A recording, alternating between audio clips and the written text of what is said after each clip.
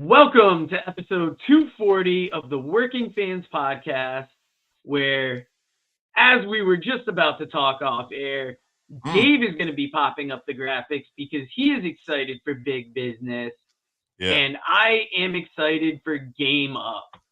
If you haven't tried Game Up, then you are missing out. Imagine your favorite seltzer and your favorite sports drink had a baby, but it's way better than that. Each can is 110 calories, low carb, 4.9 ABV. It's a nice light drink that is not light on flavor. Game Up comes in fruit punch, orange, lemon, lime, and grape. Pick it up at drinkgameup.com or at your nearest liquor store. All right, baby. What are we talking about, Joe? We're starting off at the top of the list there if you want to handle those graphics since you're comfortable. And big business happens this Wednesday. We haven't talked about this, Dave. Were you able to catch the whole show? What did you think about it? I was able to catch the whole show. Excuse me while I was trying to share this. Basically, I liked it. I thought it was a good show. I mean, it really shows the level of talent Okada, in this with the trios match. Ospreay, I'll tell you what, such a great worker, but man, this guy can talk too. And I think maybe that hasn't been shined on enough. Mercedes, she felt like a big deal. If I was going to nitpick, I would say maybe she kind of outshines the rest of the women right now in her presentation currently. But I mean, I love that they alluded to the fact that Willow beat her before and they have unfinished business, but also that she was there to help Willow. And also congrats to the Boston crowd who were on fire for the Willow Rio match, because let's be honest, not bad workers, good ladies, but in that main event segment, you wouldn't necessarily expect that to be the main event match. And you can see where the crowd could have died. They could have tuned out, but they didn't. They stayed with it all the way. Julia Hart and Sky Blue get involved. Mercedes makes the big run in. And I thought it was really a great way to showcase the women on Dynamite, which has been a problem in the last, I don't know, since Jamie Hayter and Britt Baker left. Yeah, that was a big thing about big business is that match, I don't think would have been in the main event slot had it not had the Mercedes debut. And it's odd that you have such a big star coming in and she is not the champion. So it's like this women's division has this huge star and then this champion. You got to wonder at what point is Mercedes going to go for that title? How is that dynamic going to be going forward? You said it before too about the match, the trios match. I thought it was great. Okada looks good with the Bucks. I brought it up on the TikTok show this week that this is a good role for Okada, getting to introduce himself to the American fans as a heel, but also it's rehabbing the Bucks image a little bit, because I think people weren't responsive to them after this Punk thing, and then not digging this new gimmick, this new look. But with Okada in there, I feel like it's a new presentation, and it makes everything work. So I really enjoyed that. We're going to see Eddie Kingston and Okada already next week for the Continental Championship. Did you think that was too early to be doing that? Yes. I would have preferred that we put that on the pay-per-view. And I also really don't like that it's just for the Continental Championship. I don't know if you picked up on that. The Ring of Honor title and the New Japan Strong title are not on the line. So to me, that means we're probably going to separate these championships. And the whole appeal to me was I loved that this was a Triple Crown title. Stealing a line from a possibly deceased former associate of ours, breaking news, Eddie Kingston is defending the ROH Championship against Mark Briscoe at Supercard of Honor. So yeah, further, mentioning the split of those titles. And, I guess you gave him that Triple Crown moment. So I guess that's good enough. I don't know what the whole point of making this a Triple Crown title was. Maybe to make Eddie happy. And if Eddie's going to lose all these titles, dark days, Joe. It's dark days. Let's talk about Dark Side of the Ring, huh? How's that for a Ooh, segue? could it get darker than the Dark Side of the Ring, Season 5, Episode 2, and where are you with Buff Bagwell? Because I was a fan when he was Marcus Alexander Bagwell. I was less a fan during the later years, and then vaguely aware of what happened in his life after that. This wasn't a Dark Side of the Ring I was necessarily excited for, but I thought they did a good job with how they presented it. So, man, I gotta tell you, it's funny because we don't always agree. I think on our wrestling, we don't really even talk about it really, like what you like and what I like. I think there's things that we agree on, but you watch more Game Changer wrestling than I do. We go back and forth on Impact stuff. We both like MLW, but I'm totally in agreement. I was a Marcus Alexander Bagwell fan. I liked him in the Global Wrestling Federation. He did the Handsome Stranger thing, and then he went over into WCW as just Marcus Bagwell. I didn't like the fact that he didn't get a big enough push. Eventually, they put him with Too Cold Scorpio and then the Patriot, and I loved all those tag teams. And then I thought when he became Buff, that it was, for me, it was just too over the top. I just didn't like it. The character didn't seem to click with me. As for this episode, I found it interesting. Found it very fascinating. It was interesting to hear about the money that they had. The father was a NASCAR driver and how tough Judy Bagwell was and how she was respected. He was some kind of stock car driver, right? Was he in NASCAR? Well, maybe just a stock car driver then. I don't know. I'm bad with you drive a car. I just want to make that distinction because we could have NASCAR fans out there that are like, oh man, that man never made it off the Bush League circuit. Right. Don't mean it to me. Yeah, I know. I watch pro wrestling. They make fun of me. But yeah, they went from a money situation to a non-money situation, and then eventually Buff's career kind of carried the family. Yeah, and then they had that awful incident, which I know has been talked about in a few things, where him and the dad got into a fight, and they were shooting at each other, and they ended up shooting part of like the dad's hand or something, where they had to get like a skin graft from part of his hip, he said. And they made up. Buff shot his dad, and that was one of the wilder stories that might not have been known by everybody out there, but Darkseid did a good job of bringing it up. How about they led with it, which was wild, just like big business leading with Mercedes. They just come out the gate talking about the shooting. How about that they actually included the Buff's mom shaves his balls story too. I mean, that was I had heard about her shaving his back, but not that. And I if anything, like I feel like the one sympathetic person in this might have been Buff's first wife. Yeah. Who, think about this lady. She strips to get him through wrestling, doesn't enjoy the stripping, and then eventually Buff cheats on her and the whole relationship breaks down. Yeah. And then she still had hopes of getting back with him until she saw him as Buff the Stuff. Yeah. All the ex-wives truly loved this guy on some level. I thought it was very interesting, and Eric Bischoff said it, that, despite all his problems, there's something very lovable about this guy. And I just watched an A&E biography about Scott Hall too, and it was very similar in the sense that there was all these problems with Scott, but all these guys generally just loved him. And it is interesting when you have people like that in your life, I guess, that have all these issues, but you can see there's just a generally good person there. And it's funny because, like you said, through the later years, as a character, I didn't really like Buff, but I have to say, despite the fact that this was dealing with somebody who had issues and everything, he came off like a very likable guy. Yeah.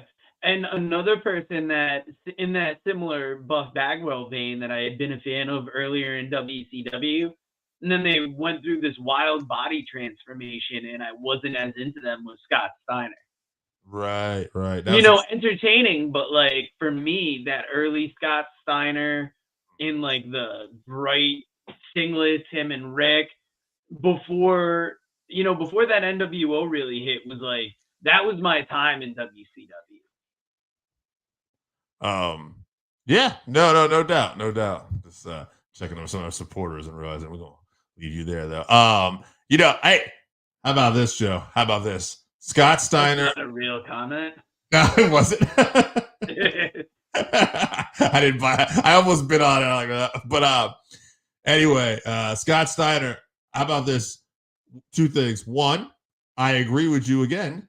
I was a fan of the earlier Scott Steiner. The Steiner brothers were amazing. He could do the Frankensteiner, the DDT off the ropes, the fallaway slam where he'd flip himself over. We talked about this before with the SATs when we had them on. I love Scott Steiner, but I was not a fan of later on as much Big Papa Pump. I still like Scott, but it wasn't my thing. However, it is very interesting that he borrowed from like superstar Billy Graham, right? He borrowed from him. And another guy that superstar Billy Graham borrowed from, one of the all-time greats, Muhammad Ali. All right. How many people borrowed from Muhammad Ali, pro wrestlers? Ali borrowed from Gorgeous George himself. Ali inducted into the WWE Hall of Fame. And to me, I don't want to shit on anybody, but like when we have celebrities like Drew Carey who are going in, and if that's your thing, cool, that little comical, how do you not have already had Muhammad Ali in? Triple H, good job, my friend. This was definitely a good induction. Yeah, and not even the most recent one. There was an induction right after that, Thunderbolt Patterson. So the Hall of Fame class keeps growing. And one thing that you mentioned with Muhammad Ali is favorite wrestling mainstream crossovers. And WrestleMania season is the epitome of that, really that time frame. And you were asking about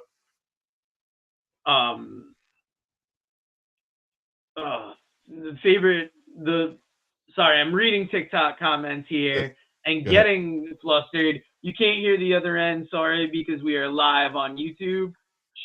Follow the Working Fans podcast on YouTube and you'll be able to hear it all. Sorry, we can't broadcast the whole thing to TikTok. Eventually we will get the capabilities, but favorite wrestling crossover, mainstream. What do you think would be your all-time favorite? Because they've had so many over the years. They've done it in so many great ways.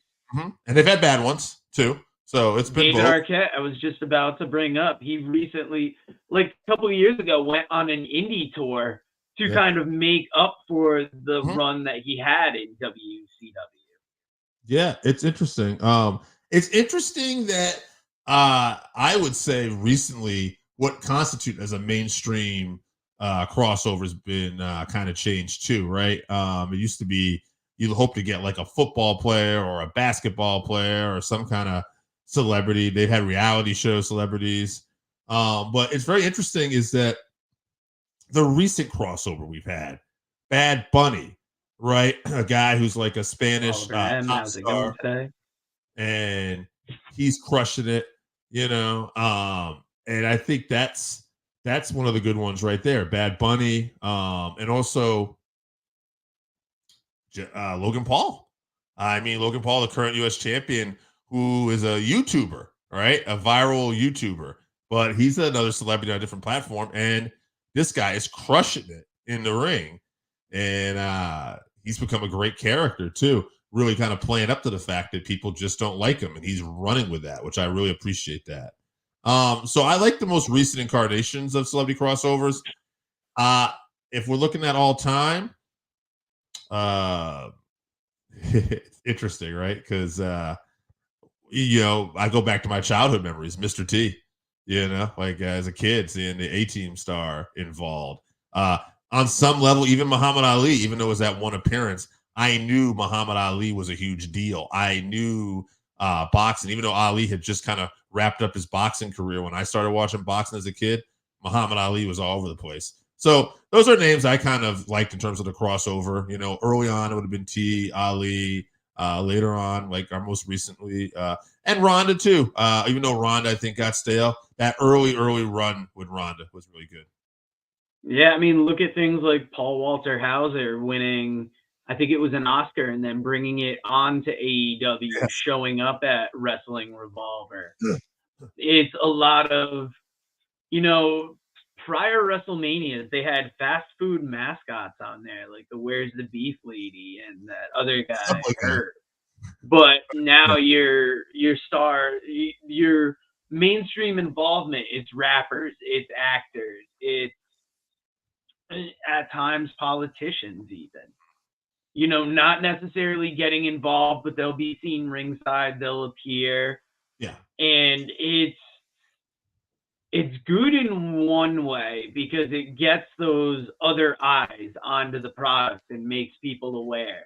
Where it gets rough is when they're in the ring. And I think like a Logan Paul, I think the WWE really lucked out with him. Luckily, he is an athletic person. He has been putting the time in to get better at it. But there are times where you get these people in the ring and things like that could be, rough. And Dave, we have a question here about SmackDown tonight.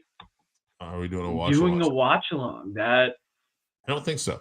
I don't think I will be. Let's put it that way. I cannot guarantee you what Joe will be doing. Producer Joe, he's all over the Maybe possibly a watch along. We'll have to look at it, Randy. We got a couple things in the works for today, but that could quite possibly be something I've kind of tended to do more. We did watch alongs last week, and I went to more review shows this week. We may switch it up and do a watch along. I'll tell you, we got a lot of watch alongs potentially happening in April, Randy. Keep that. We are planning on doing WrestleMania Night 1 and Night 2, and maybe even a UFC 300 watch along. We'll see how that goes. Josh Barnett's Bloodsport is that weekend too. There's a lot of things we have watched.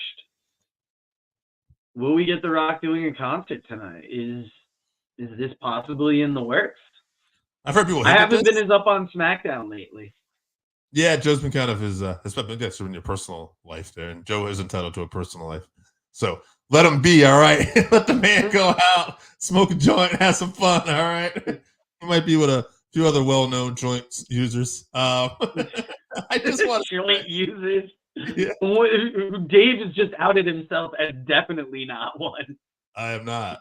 Oh, I hope AJ is doing all right. I missed his content channel. Well, AJ, Randy, I'll tell you what I didn't miss was Raw this Monday. I was gonna segue into that, but mine was gonna be, some of these celebrities were kind of jokes, like poor Shorty G, who's no longer a joke. He's Chad Gable, and he's respected. And let's talk about that gauntlet match was a heck of a match on Raw on Monday. I enjoyed it the whole way through. When it came down to Sammy and Gable in the end, I was like, ooh, one of these guys is going to make it and one not. And how do you feel about Sammy getting that chance to go to WrestleMania? I think I feel like a lot of other people in that I wanted Chad Gable. I don't have a problem with Sammy because I love Sammy, and I'm glad Sammy's going to get this opportunity. And I am curious to see what they do with Chad Gable now, because unlike the Vince era, the one thing Hunter has shown is that he's into long-term storytelling. We're seeing that so much. And the fact that we had that embrace with Chad and Sammy, and Chad did it kind of slowly, it makes me think we could see a heel turn possibly from Chad at some point. I just like to see him win the title. I actually had this theory. I'm just going to throw it out there. It's just something random, but wouldn't it be kind of cool? They made that announcement for the tag team titles too. They're going to be doing that like 6-pack ladder match where they're going to have teams on SmackDown and Raw competing. And one of the teams is supposed to be Tozawa and Otis. Wouldn't it be something? I think you'll like this too. If Tozawa got like taken out in the back, and so Gable took his place, and they were in the ladder match, and then Gable and Otis end up winning tag titles. Tozawa comes out, and they realized that Gable was the one who attacked him. They beat the shit out of him, and then Gable and Otis, who's a big former power lifter type dude, strongman type dude, right? And Gable, who's a legit Olympian, just start becoming like a modern day Williams and Gordy. Just beat the shit out of people. and then maybe add that Intercontinental title down the road. I'm just saying, like, I just think there's a lot of different things you can do this. I know that was not an answer to your question. We got away. I like Sammy. I wouldn't be hurt if he won the title. But to me, I think there's a lot of steam in Gunther still. And I'm hoping Gunther is going to have that Intercontinental title for a little longer. Yeah, it's an interesting series going forward. I'm wondering what is going to be Gable's WrestleMania path now, because they've featured him so much lately and he's had such a good run that you figure he's got to be doing something.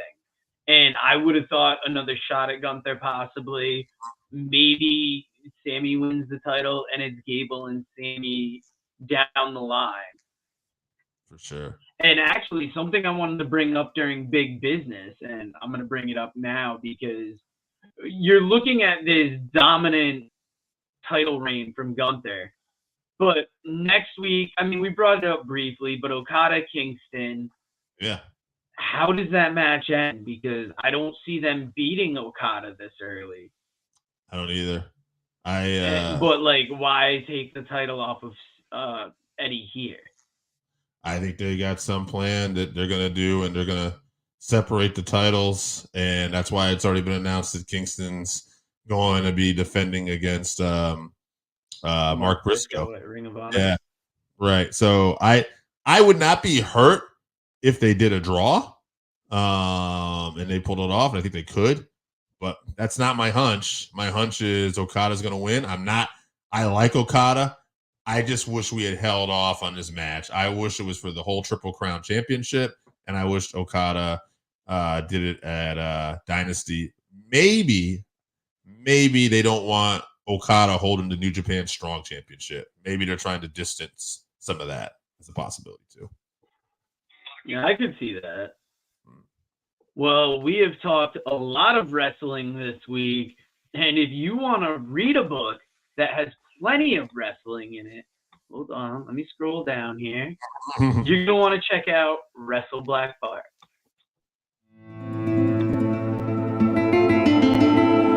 Hey, all you goddamn wrestling fans out there, listen, Old Black Bart has got a book. It's called Wrestle Black Bart. It's got some dadgum good stories in there about some dadgum good wrestlers.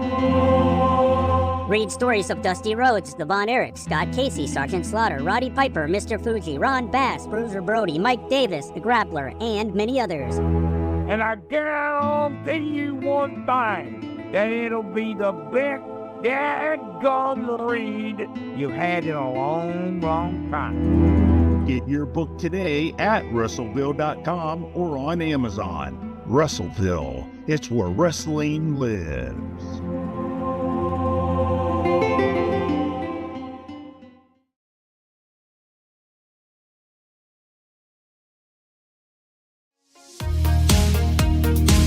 Read about the Northern Wrestling Federation in the book presented by WrestleVille.com, The Pro Wrestling Vault, Volume 2.